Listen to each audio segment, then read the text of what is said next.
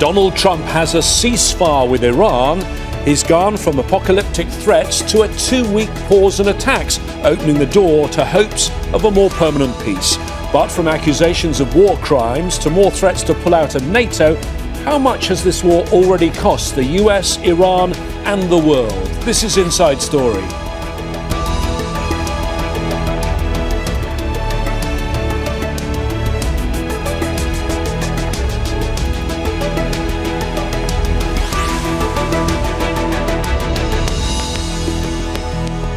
Hello again, I'm James Bays. The US president has stepped back from the brink. After calling for the destruction of an entire civilization, it appears Donald Trump is in the mood for peace. He's confirmed that Israel and the US will stop attacking Iran for 2 weeks, while Iran will allow ships through the Strait of Hormuz. It was a deal brokered by Pakistan with support from China. And while it's not clear if the agreement will lead to lasting peace, what's more certain is that the US and the world stage have been changed. So how has America been shaped by Trump's war on Iran? How has the world order? And can any of it be walked back? We'll put those questions to our panel of guests in just a moment, but first this report from Michael Apple. The pendulum of political rhetoric from the US president has swung wildly in recent days. Thank you very much. From threatening Iran with civilizational erasure one day, to ushering in world peace and the golden age of the Middle East the next. From insisting there'll be no deal with Iran except unconditional surrender, to stating its 10-point plan is a workable basis on which to negotiate an end to the war. On the streets of Tehran, many say they do not trust the word of the United States. America has shown its true colors 100 times. We were at the negotiating table twice when it attacked us, and this time it will be the same. Political observers caution it's best to focus on what Donald Trump does, not what he says.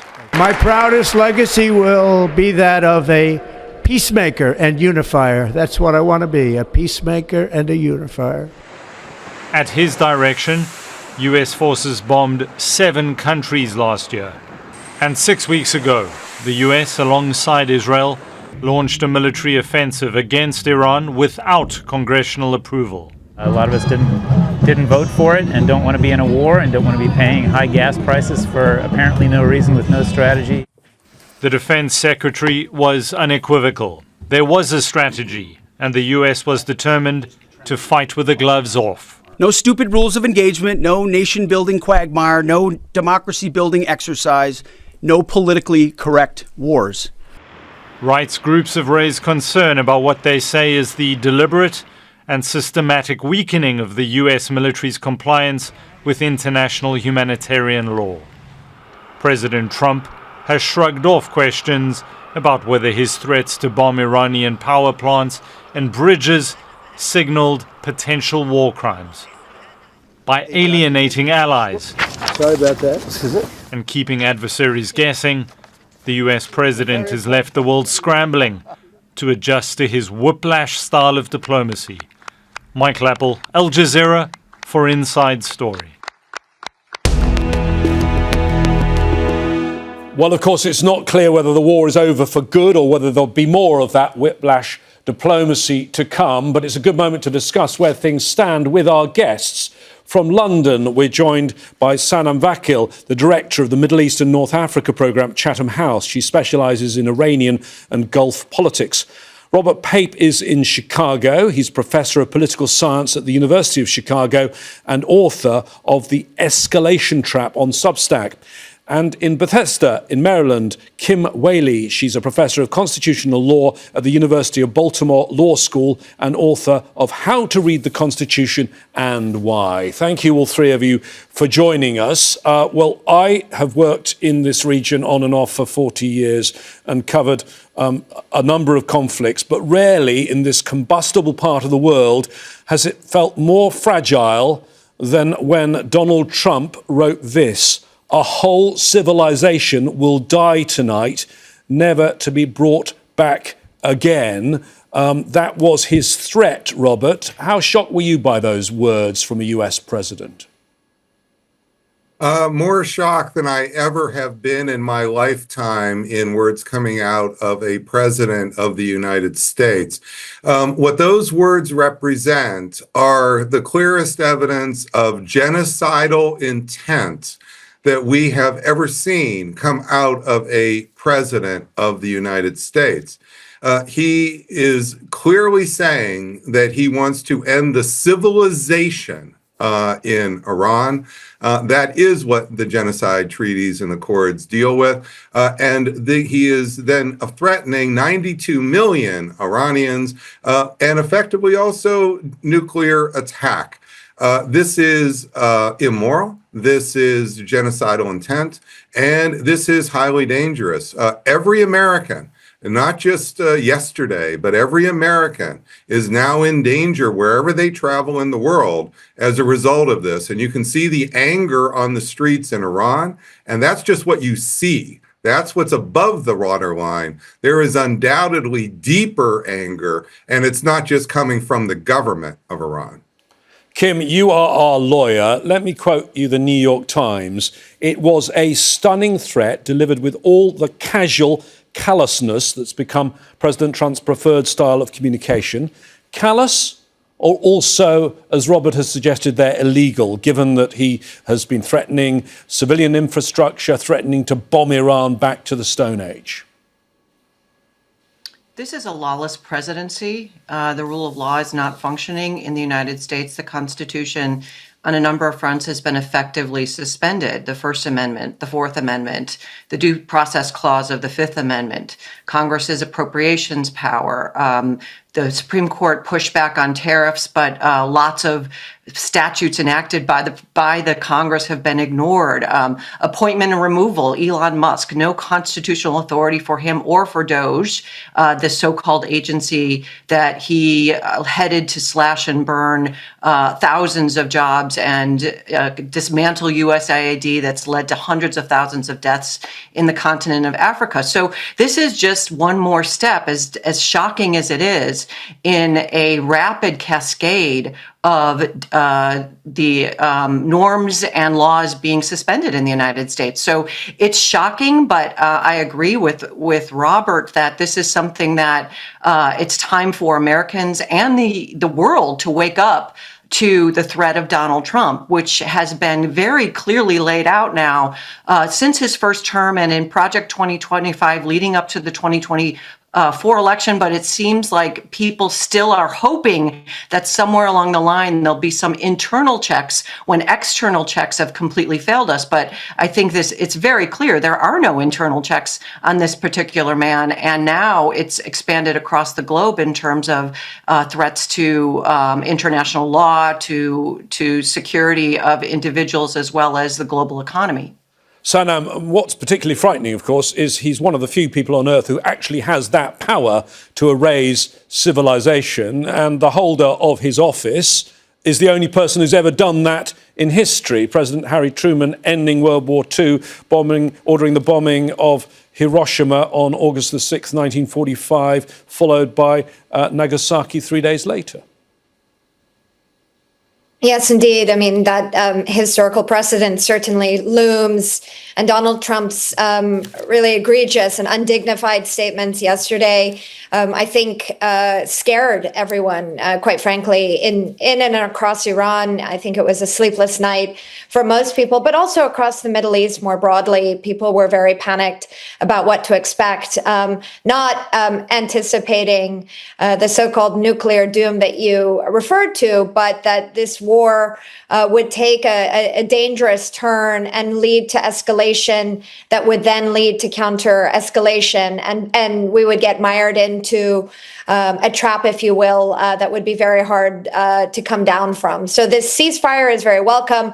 But President Trump's statements continue to shock and awe and actually worry American partners and allies everywhere, that the U.S. continues to be unreliable and having executed this war without adequate planning and have, of course, relied on faulty assumptions, not really thought through the known unknowns of this war.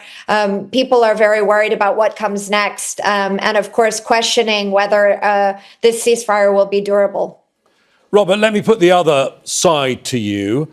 His supporters will tell you Trump is forthright. He speaks his mind. That is why he was elected to the job. And as Sanam just said to us, shock and awe, she mentioned, 2003 in Baghdad, the bombing of Baghdad. I was there in the Iraqi capital at the time. It was terrifying. But that phrase was used, was it not then, as well, as a psychological weapon? Well, we need to understand that there is value in clarity in speech, but there's extreme danger when that clarity is threatening civilization erasure. So this is not just simply a matter of, well, there's a person who speaks his mind. We know what he actually thinks. What we are seeing here is that the president of the United States, as you just mentioned, is one of a handful of people that we can count on one hand who literally could kill in a matter of hours 92 million Iranians. That is not something North Korea can do. That is not something very many other countries can do.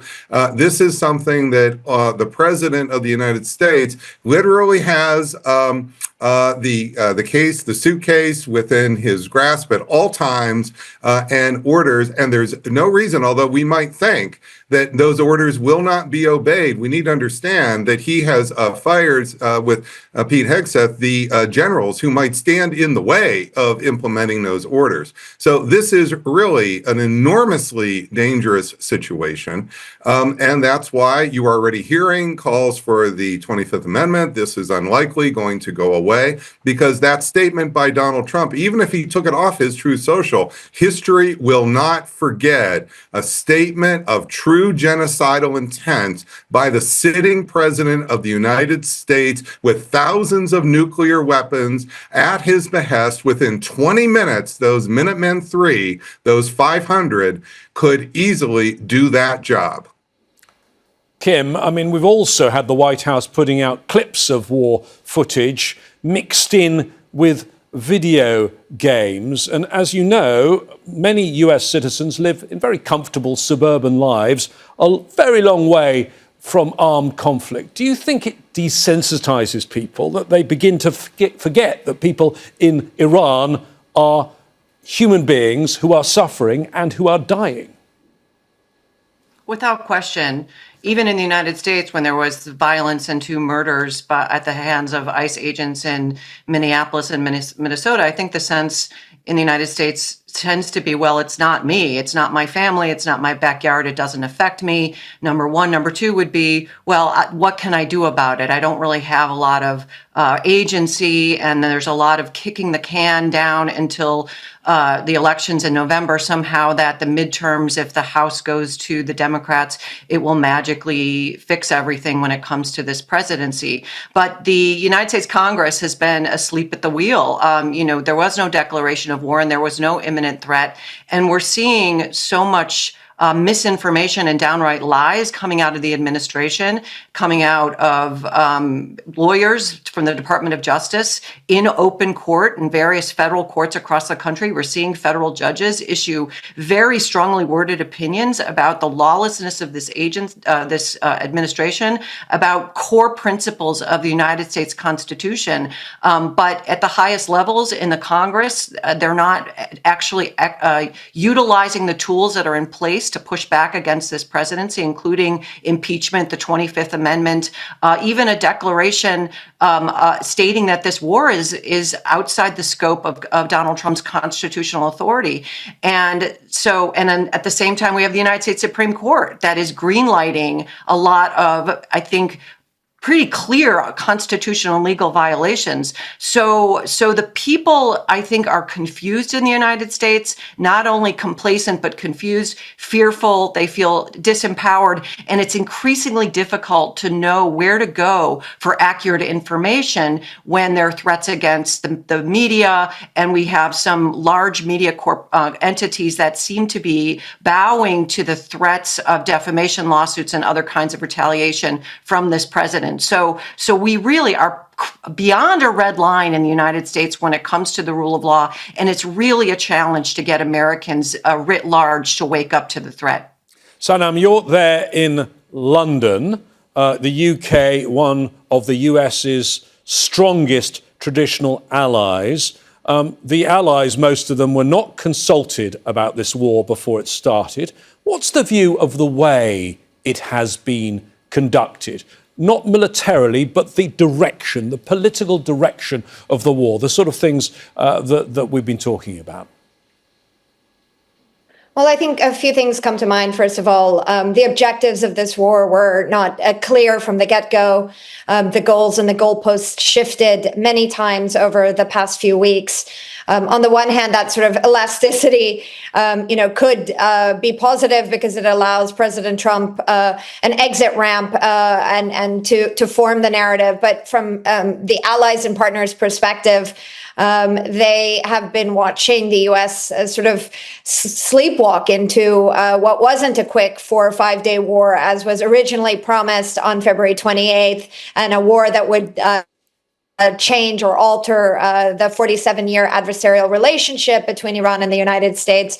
But it's become obviously a regional war with not limited to just strikes on Iran, but a regional war where the entire Middle East has borne the consequences of Iran's retaliation. There have been economic consequences that have been spread beyond the Middle East. And so this has inevitably also impacted Europe, the UK, Gulf partners more broadly, and so that's very dangerous. And then optically, the inconsistency from the Trump White House in its messaging and its egregious language again has made this war deeply unpopular here in the UK, but I think more broadly across Europe. And this is what has driven reluctance from America's transatlantic partners to participate and support this war effort. There is a whole-scale sort of belief that the Islamic Republic has been historically destabilizing across the Middle East. Europe has, of course, taken a strong position in imposing snapback sanctions against Iran for its accelerating nuclear program.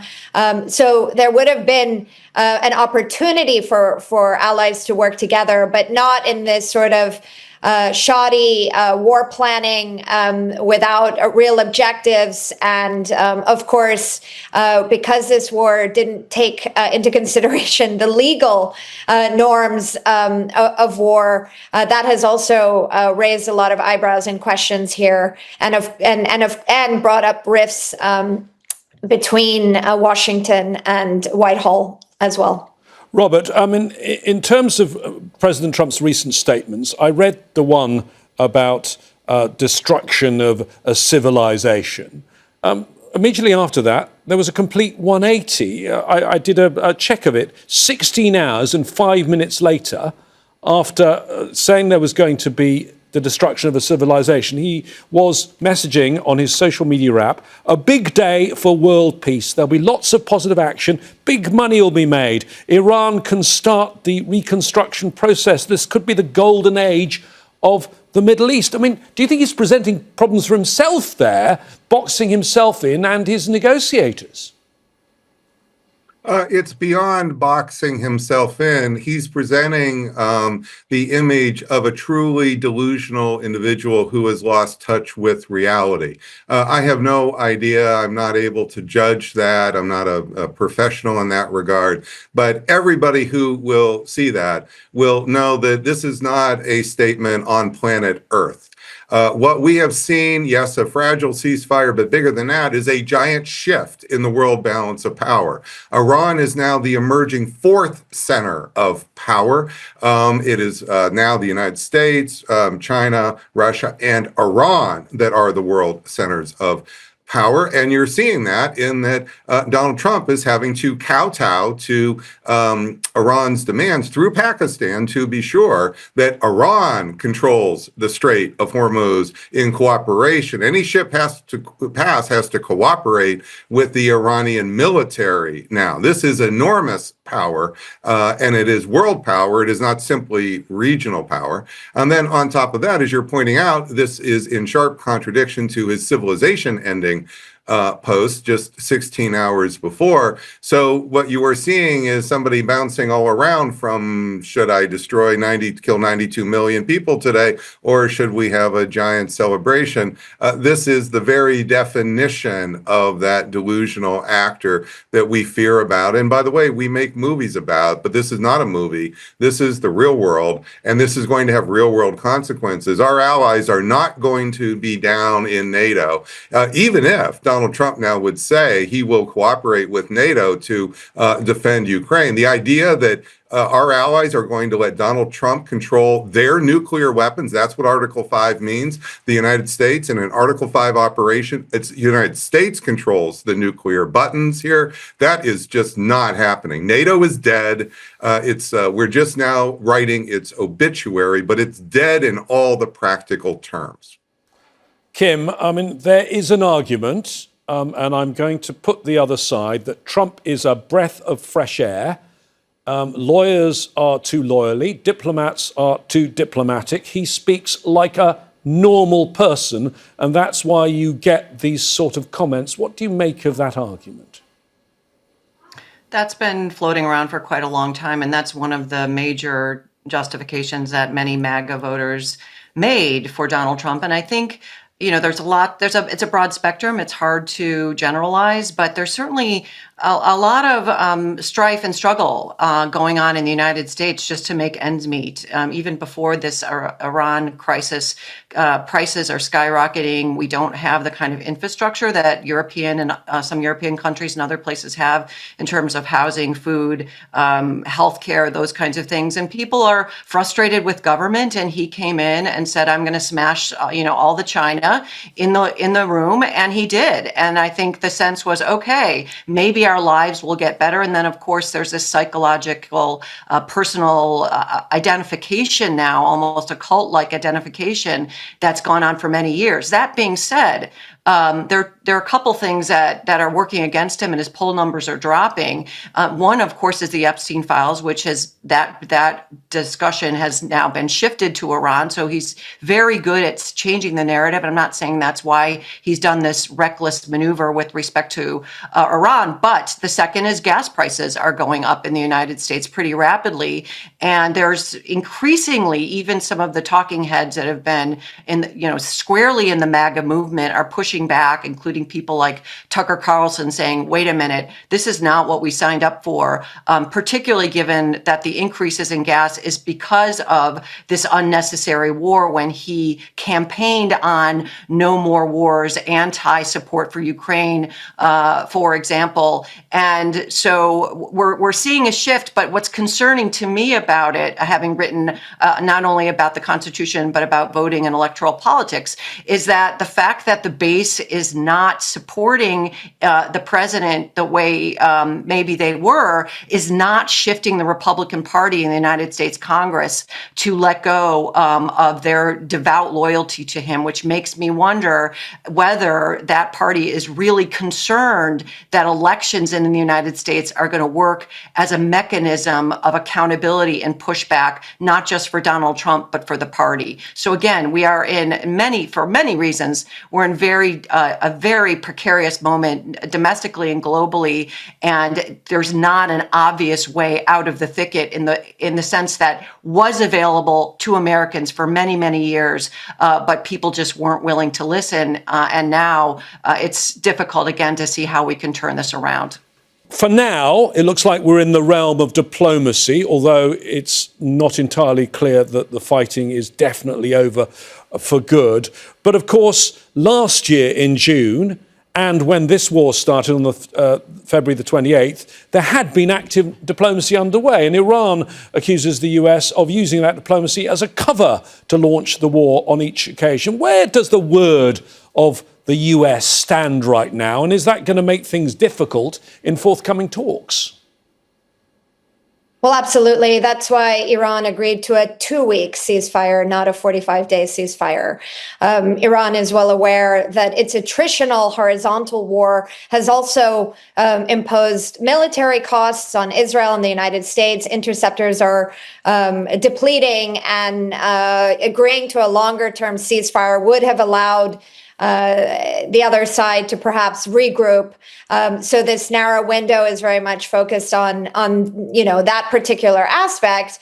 I think the Iranians are very well aware that this is potentially a repeat of what we saw just before the February 28th war. There were negotiations in Geneva. We also saw those negotiations last year in Oman before the 12-day war. So I think that they are clearly calculating that President Trump it could be just goading them in to calm markets, to reassure partners and allies. And it's important to also watch what is happening in the region. Yes, there have still been strikes and counterstrikes today, but the U.S. is still moving assets into the Middle East. Troops are still there and mounting. So the escalation scenarios that were on the table prior to this ceasefire still hover over the discussions that will take place in Islamabad. So there's no guarantee we're going to get to an off-ramp. Let me bring in Robert again. The way Trump has been conducting this, I mean, if other world leaders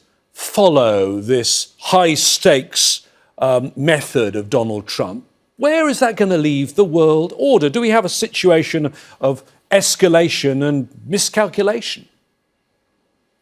Yes, we are not out of the escalation trap for 3 reasons. Number one, U.S. military forces are in the region poised to strike. Number two, the enriched uranium is still there, and Secretary Hegseth, just before we came on, said, we're going to get that uranium. And number three, Donald Trump has twice used diplomacy as cover for surprise attack.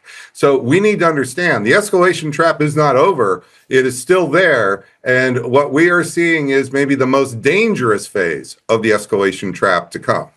Robert Pape, thank you very much. Robert Pape, Sanam, Vakil and King Wehle. There are fast-moving developments on this story, and you can find all the detail and analysis on our website, aljazeera.com. We'd like your comments too. Go to our Facebook page, that's facebook.com/AJ Inside Story, or on X, tag us with your post at AJ Inside Story. That's it from me, James Bays, and the team here in Doha. Stay tuned for more Al Jazeera coverage coming up in a moment.